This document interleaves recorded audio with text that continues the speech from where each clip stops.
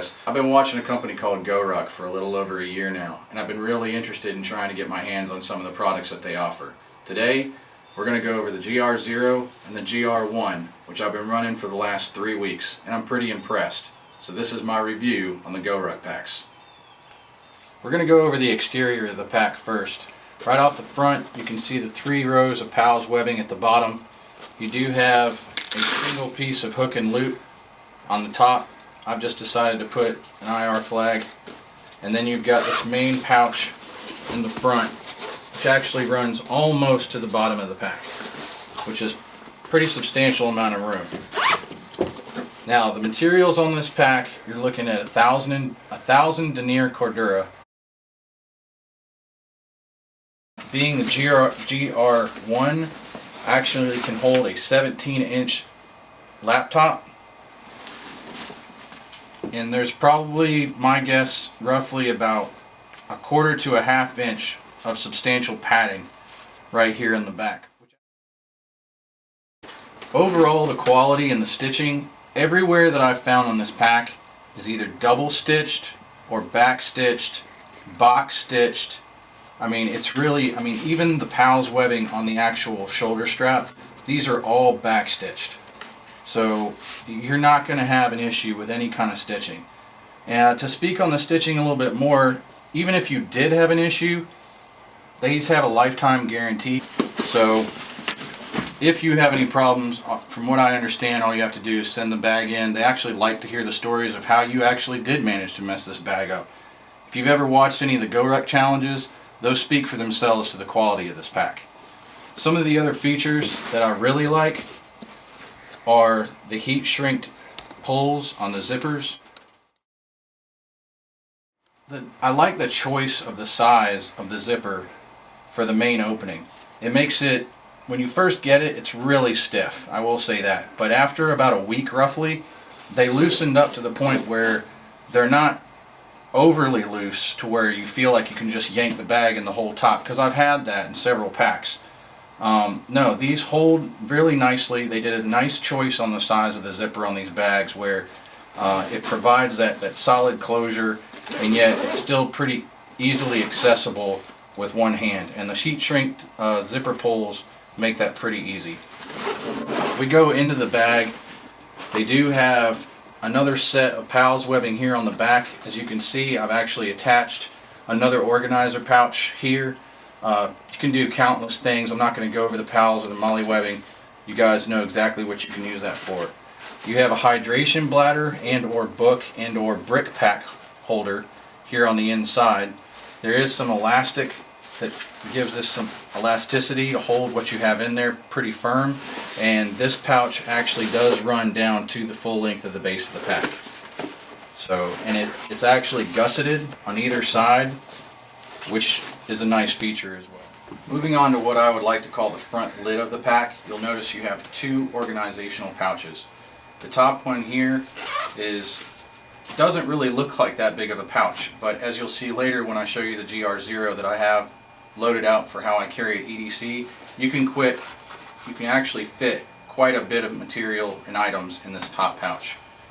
As for the lower pouch, being the fact that it is as large as it is, it's actually very nice that they made it a mesh. So that way you can see what you're going after in this pouch, depending on the number of items that you have in it. And as you can see, it goes pretty much all the way down the front lid of the pack. And there's plenty of expansion room depending on the size of the items that you're actually going to be putting in here. Now the GR0 is what I've actually been carrying, is what I like to call my day pack or my EDC pack. You can see I've actually customized the front with a little bit of add-ons for myself, as well as another custom patch on the front. But I would like to sit here and show you how I actually have this pack fit up. So on the inside, what I've actually done is GoRuck has also what they call the side pocket pouches. These actually have the webbing that you intertwine into the PALS webbing for secure. They're not loose, they don't flop around. I need to get to it. With that being said, even though these are side pouches, I kind of like the fact that I mounted them on the inside, because what it allows me to do is be able to keep my pen exactly where I have my pen, clipped right here to the top. I will say at first I was a little worried maybe that this would fall out, get moved, you know, while I was doing what I'm doing on a daily basis. It doesn't. It stays right exactly where it is. I also have a notepad, and then I also keep, you know, some small personal items. I don't like to sit on my wallet all day long.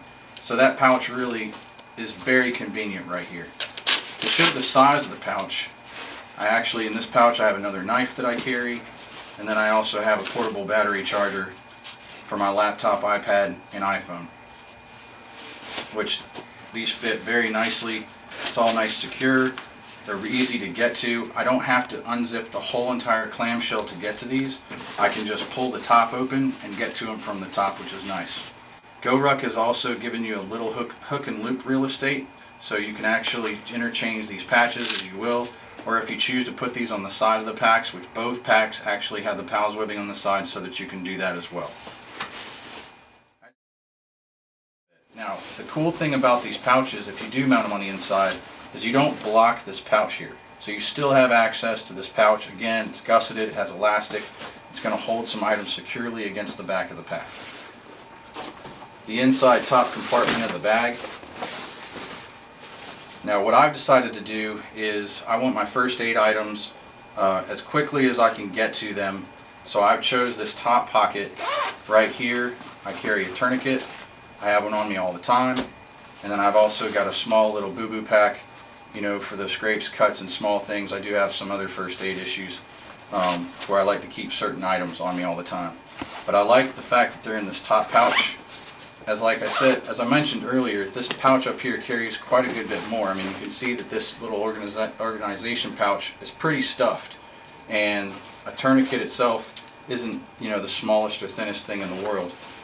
With that being said, once you get them in there, it's not a fight to get the items in there, and it's not a fight to secure the items in there, and they don't really bulk up either. So I really like that. This bottom pouch, like I said, I like the fact that you have the mesh. If I wanted to reach in here and get my bandana, I can see it and pull it out. If I wanted to reach in here and I wanted my gloves, I can just reach in here and get them out. And I can actually organize things a little bit better in this pouch by being able to see exactly where I put them. A couple of things that I missed initially, what I would like to go over. You can also stick your hydration bladder in this pocket here. Now your hose is actually going to pipe through on top.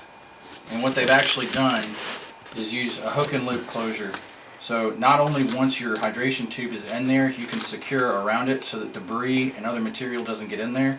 If you're not utilizing the hydration tubing through this port, it is completely secured with the hook and loop. So you don't have to worry. It's not just like a flap or an open hole. So you don't have to worry about anything getting in that area, which is another thing that I really like. Also, since we're right here, I do want to point out the excessive amount of quality stitching across the top of the strap. The pull grab handle actually has its own padding as well, which feels great. It's hard to actually show this in the video or describe it, but once you actually are able to put your hand on one of these, it's pretty substantial. And then once this pack is loaded down, you know, I would feel very confident in being able to really almost drag this pack attached to somebody as a drag handle. And with all the box stitching, back stitching that you have here, you're not going to have any issues.